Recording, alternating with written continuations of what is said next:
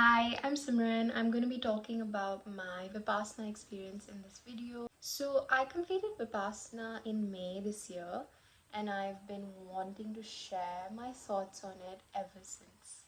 In this video, I'm going to be talking about why I decided to do the retreat, what is Vipassana, what does your daily routine at a Vipassana retreat look like, what are some of the rules that you have to follow, what are some of the important things that you should carry, and one preparation tip that I could give you. Also, my personal experience. To begin with, why did I decide to do Vipassana in the first place? Ever since I was a child, I have always been very curious about the concept of meditation. My mother used to make me do certain breathing exercises and guided meditations that would make me feel very good as a child. But if there was ever a teacher at school who would make us close our eyes and be mindful of the present moment, they would become my favorite teacher. So this interest sort of led me to do some workshops and some seminars with some of my mom's meditation teachers. But for some reason, I could never follow through with any practice. And as a teenager, even though I was interested in meditation, I feel like I had so much inner turmoil that I couldn't follow any particular practice. So about 5 years ago, I was introduced to the concept of Vipassana by my brother. He completed a Vipassana retreat in London. That's where he was studying, and after graduating, he decided to do Vipassana. And personally, I was very shocked because it was completely out of his comfort zone. He wasn't someone who was either spiritual or religious or believed in meditation.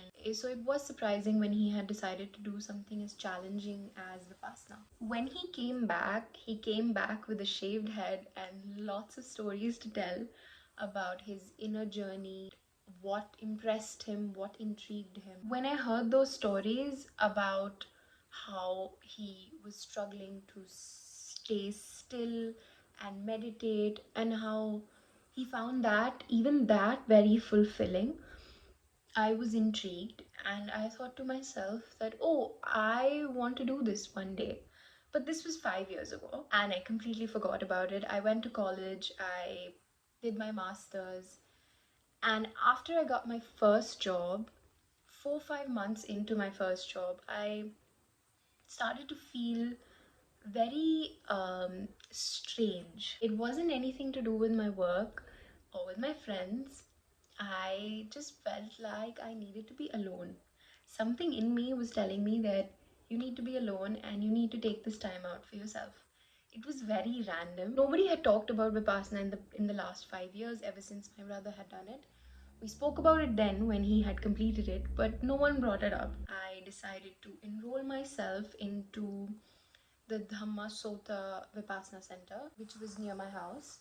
As soon as I started telling people around me that, oh, I'm going to be going away for 10 days after these few months, everyone around me was like, why? But why would you do that? And I didn't have a straight answer. I don't know if I wanted to learn Vipassana itself or if it was me wanting to be alone. But whatever it was, there was a voice inside of me that told me that I should do this, and I went with it. This is not to say that I wasn't nervous and I wasn't intimidated. I was very nervous and I was very intimidated about how I'm going to sit for so many hours and do this meditation. I'm someone who is constantly on my phone. I get a lot of dopamine from the TV, from my mobile phone, from my iPad. So I did think it would be a big challenge. Overall, my reason was me not feeling satisfied with my surroundings and with myself. And there was a little voice inside of me that was like, let's do this. So I did. Now let's jump to what is Vipassana. Vipassana is one of India's most ancient meditative techniques. It was long lost to humanity and was rediscovered by Gautama the Buddha more than 2500 years ago. The word Vipassana itself means seeing things for what they really are through observing oneself. You begin by observing the natural breath to concentrate the mind. And you do this for about 3 days. After these 3 days, you are taught what's known as Vipassana. Basically, after these 3 days, you are so aware that you take this awareness and you observe your body and your mind and the changes that belong to it. Through this entire process, you learn the universal truths of egolessness, suffering, and impermanence. Now let's jump to what your daily routine looks like at Vipassana. This is something that my friends and family used to always ask about, because they would say that, what did you do for the entire day, for 10 days, without your phone, without your laptop, without speaking to anyone?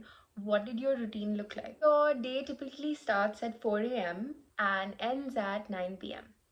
And you get 3 food breaks, out of which 2 is breakfast and lunch, and the last one isn't dinner, it's a tea break.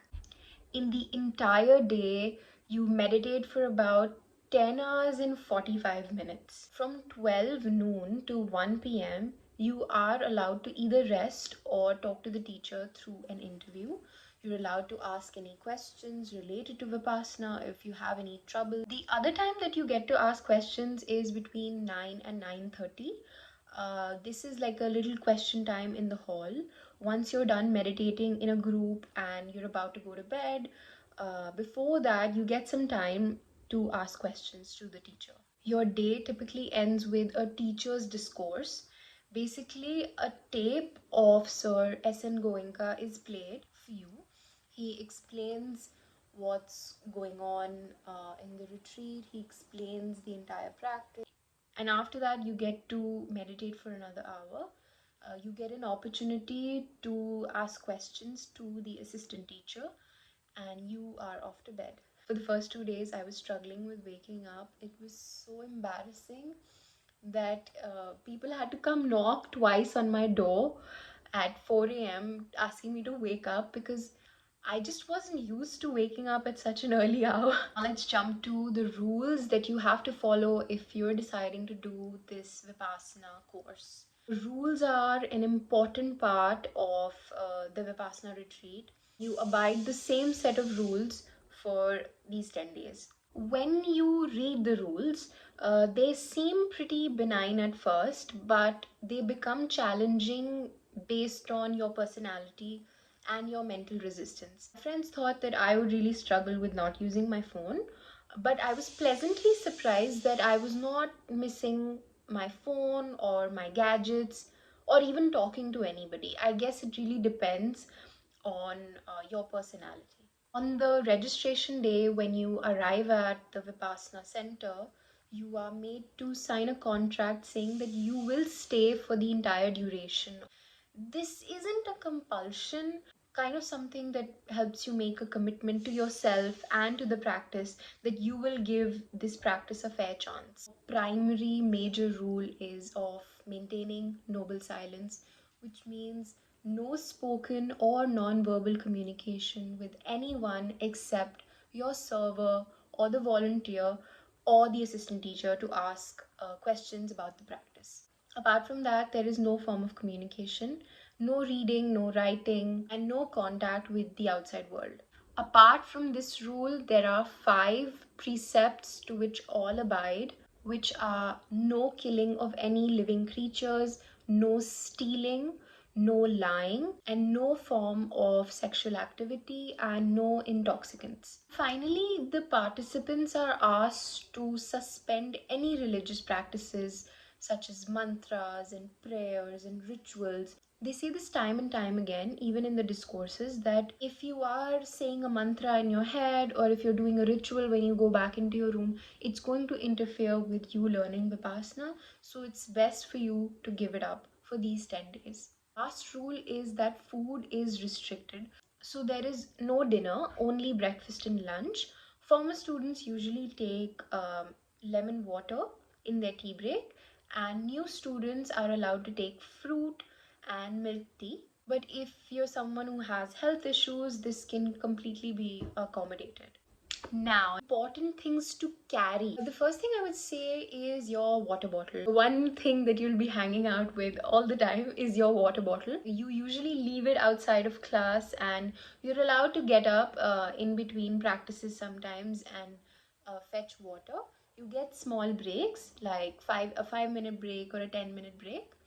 So water is important. The other thing I'd say is loose clothes. People who are wearing yoga pants and really tight fitted clothing, they were struggling to sit. Thankfully, I took some loose clothing with me, loose pants and loose kurtas. You'll be sitting for over 10 hours a day for 10 days. So it's better to wear something very, very comfortable. Next is slip-on shoes. Why I say this is because this is also going to be a very important part of your day. Take your slippers off, you go into the hall, you meditate, you come back, wear your slippers, go to the toilet, go for a break, or walk around, or drink water. Even when you eat food, you leave your slippers out and go into the food hall. So take something easy to wear and easy to take off to the Vipassana retreat. Lastly, there was a volunteer who used to wear a lot of really cool t-shirts, some cool stuff written on her t-shirts always. This shouldn't have affected my practice, but every time I would look at her, I would end up reading what was on her t-shirt. And you know how the mind is, it tries to distract itself in different directions when you're trying to do something difficult. So I would say that for your own sake and for your co-meditators' sake, wear clothes which are less luxurious. Clothes should be simple, loose, comfortable. T-shirts shouldn't be very graphic and shouldn't have a lot of writing on them, because there are people like me who end up getting distracted. Now let's talk about my personal experience. It was a very moment to moment experience for me. There were some moments throughout the day which were extremely challenging, and it had a lot to do with the sitting and the hours and hours of sitting that we were meant to do. There were times when my knees and my legs and my shins would just give up on me. They were burning, they were aching, and I just wanted to give up. I think it was only once that I had stayed still, not changed my posture, neither of my legs or my arms, and stayed very, very still for 2 hours. I felt very rewarded, but that process was extremely painful. The other challenge I had was in my thoughts. I got a lot of disturbing thoughts about the past and about the future, things that I don't usually think about, and I had spoken about this with my teacher. Vipassana itself kind of does that. It brings up memories from way long ago of people that you don't usually think about on a daily basis. So I was surprised that I was remembering things from my childhood. Having said that, all of this was challenging, but I would still do it again because there was a certain level of fulfillment that came with this. And the things I really enjoyed, they are countless. So I'm just gonna name a few. I really enjoyed the discourses by Goenkaji. He is funny, he's intelligent, and he answered all the burning questions that I had throughout the day. By the end of the day, they were all answered in that one tape that we were shown in our teacher's discourse. Another thing, the volunteers were amazing. They had to follow the same routine. However, they were not being paid to do this. They were doing it out of their own goodness, and they were so kind to help so many strangers throughout this journey. Last amazing thing that had happened on the 10th day, when noble silence was lifted and when everyone was able to talk to each other. The volunteers were talking to the meditators, and all of us meditating together for these 10 days were talking to each other. We learned so much about this practice. There was so much warmth on that day. I felt so appreciated, even though I didn't know anybody personally. A lot of encouragement came my way. I spoke to women who were above the age of 70, and there were girls who were 18. Felt so much appreciation for them and for myself. I met my mother on the last day. She came to pick me up. So grateful to see her. And when she told me that she had been calling the center every day to ask if I was okay, that was very cute. And lastly, if I were to give you one preparation tip before I close out this video, it would be to practice sitting. You will be sitting as much as you will be meditating. More comfortably you can sit for a longer period, the better. Certain people find certain ways of sitting comfortable. I didn't want to take the support of a chair or a small stool, so I stuck to sitting cross-legged on a cushion, because the teacher did say that that is the most authentic way of practicing Vipassana. If you've decided to complete Vipassana, I assure you that it is not as scary as it seems, and there are lots of people who are there to guide you and help you throughout your journey. I hope you have the best Vipassana experience and you feel like doing it again and again and again. Thank you for watching, and I'll see you guys in my next video. Bye!